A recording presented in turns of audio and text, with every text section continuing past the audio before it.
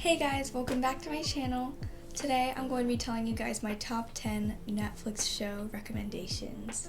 Right now we're still pretty much in quarantine for the most part, and you might be bored and you might be out of Netflix shows to watch. So I'm just going to give you guys my top 10 Netflix show recommendations. Before we get started, I just want to say to hit that subscribe button and also hit the like button if you enjoy this video. And when you subscribe, don't forget to hit that notification bell to get notified every time I post a new video. So without further ado, let's just get on with the video. The first Netflix show recommendation that I have is The Umbrella Academy. I really like this show. I know that some people don't like this show, but I personally really like it, and I think it's really interesting. A bunch of people think it's slow moving, which I just think it's suspenseful, but I still really like the show.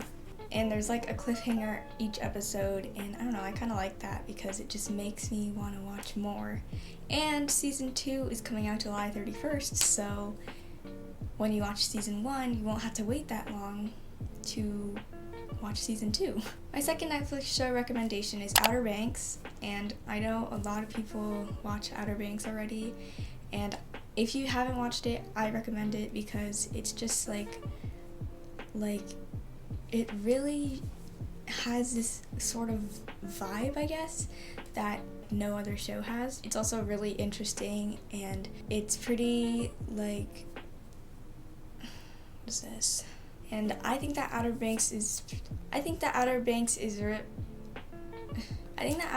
really interesting, and it just so I just really like Outer Banks because it's like a mystery and it keeps you on the edge of your seat.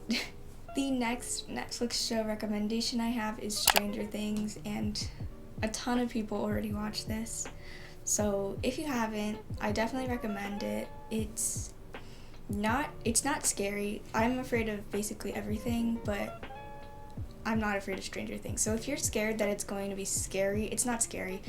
It's just like, it's not even creepy. There's like monsters, but it's not like so scary where it's unbearable to watch. And I think that the characters in Stranger Things are really fun, and I just really like that show.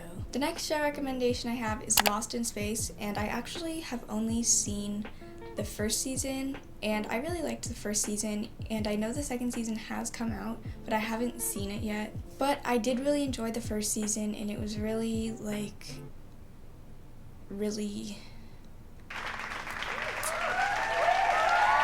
it was, I guess, it was really, another word. It was no, what in the world? Words are not my friend today. The best way that I can describe Lost in Space is that a lot of shows make me like anxious because there's like so many cliffhangers and it's so like dangerous or whatever. But like Lost in Space, there's danger, there's conflict, but it's not to the point where it's gonna make you anxious. Although yes, there's conflict and you might feel like a little bit anxious for like the problems, it's not like where your heart is racing so much, but it's like just the right amount where it's just the right amount where it's entertaining and not. I just recommend Lost in Space. I can't really explain it. You just have to watch it yourself.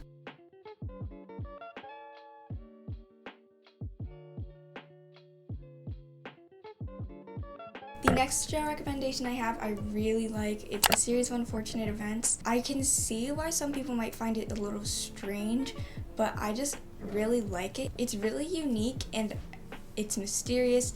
I know the book series is just like it. It's so similar to the books.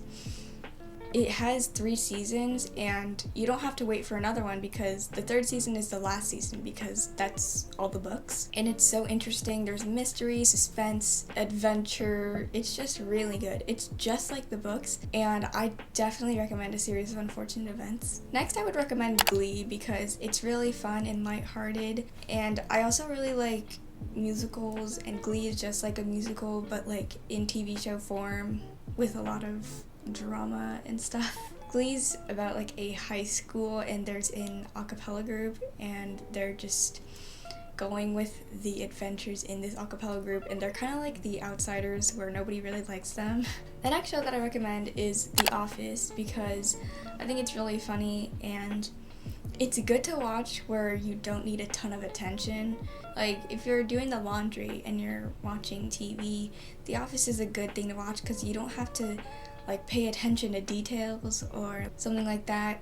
You can just watch it kind of, and it's funny, it's good for a laugh, and you don't have to like think that much. Like with a lot of TV shows, there's like details and clues for this or that, and with The Office, it's just like funny. All these shows so far, you don't really do anything while you're watching it. You just watch it with your full attention, and like there's a story that you follow. With The Office, it's just like you can just watch it here and there, or a lot if you want, and there's not like a specific story really. It's just like a new story because it's like a new day every episode. The next show that I recommend is The Good Place. I think The Good Place is so funny, and it's really like lighthearted and interesting and suspenseful, and I just really like that show. The next show that I recommend is Once Upon a Time, and I have only watched the first season because I watched like the first episode of season 2, and I don't know, it wasn't like really interesting to me, so I kind of stopped watching it. But season 1 is so good, and it's really addicting because there's so many cliffhangers and unanswered questions, and well, they answer it at the end, so yeah. The final show that I recommend is Barbie Life in the Dream House. You might be like, what? Barbie Life in the Dream House? That is so lame. But if you're saying that you clearly haven't watched Barbie Life in the Dream House, because it's actually like really addicting. It seems unrealistic, but like I don't know why, it's just so great to watch. I totally recommend Barbie Life in the Dream House. There was a new Barbie Life in the Dream House, and I don't like that one. You need to do, wait, let me look it up.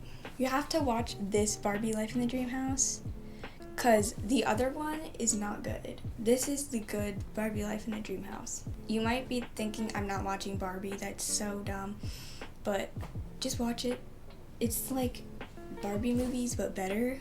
Okay, on the topic of Barbie, the Barbie YouTube channel now has all the Barbie movies on the YouTube channel. So if you don't have anything to watch and you want to take a leap into your childhood, Barbie. I have a list on my phone of Barbie movies so that are really good. Barbie and the 12 Dancing Princesses is the best one. It's so good. It's like really good. You should definitely watch that one. Princess and the Pauper, obviously. Barbie Fairy Secret, Barbie Mermaidia, The Diamond Castle. I watched that one recently. That was really good. Mariposa Fairy Princess, Barbie and a Mermaid Tale, Fashion Fairy Tale, Barbie and the Pink Shoes, The Island Princess, Princess and the Pop Star, Pearl Princess, Barbie and the Three Musketeers, Nutcracker, Barbie Diaries, and oh, that's it. So if you want movies to watch, there you go. So those are all my Netflix show recommendations and Barbie movie recommendations. I hope you enjoyed. If you did, don't forget to leave a like and also subscribe down below. And when you subscribe, don't forget to hit that notification bell to get notified every time I post a new video. Also, comment down below video idea suggestions that you would like to see from me. So thanks for watching. Bye!